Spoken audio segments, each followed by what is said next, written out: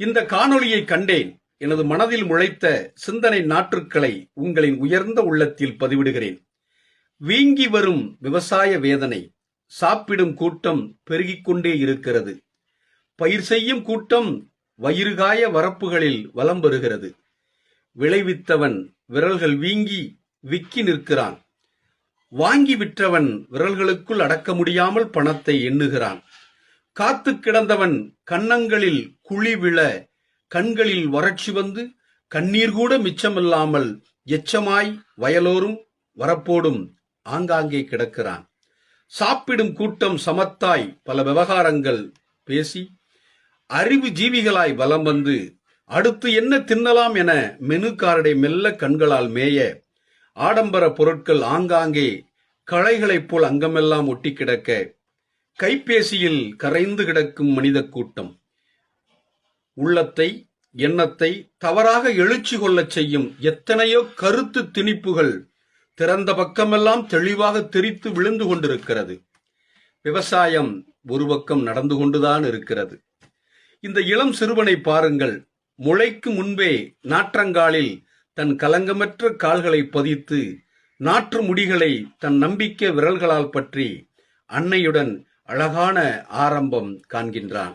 ஆகா, அந்த வயலுக்குள் தம்பி, நீ நடக்கும் நடைக்கு ஈடு இணை இந்த உலகில் எதுவும் இல்லையப்பா.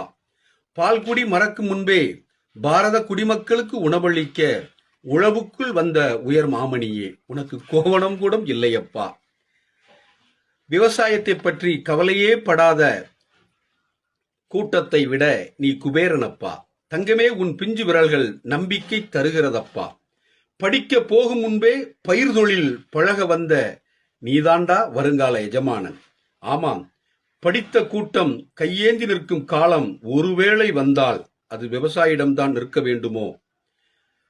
சேரும் சகதியும் உணவை தரும் உயிரிடம் அல்லவா? உணவை தர உழைப்பவன் உயர்ந்தவன், அவன் உயிர்களுக்கு பொதுவானவன். தம்பி, வருங்காலத்தில் நீ யாராக வருவாய் என்பது எனக்கு தெரியாது. ஆனால் விவசாயத்தை விட்டுவிட மாட்டாய், நம்புகிறேன்.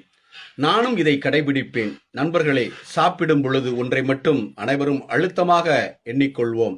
இறைவா, இந்த உணவு எனக்கு இப்பொழுது கிடைப்பதற்கு காரணமாக இருந்த அந்த விவசாயியும் அவர் குடும்பமும் இப்பொழுது பட்டினியாக மட்டும் இருந்துவிடக் கூடாது இறைவா என்று எண்ணி அந்த உணவில் கையை வைக்க வேண்டும். ஆம் நண்பர்களே, எவ்வளவுதான் கண்டம் விட்டு கண்டம், கிரகங்கள் விட்டு கிரகங்கள் ஏவுகணைகளை பறக்க விட்டாலும் அரிசியை நெட்டில் டவுன்லோடு செய்யவே முடியும்.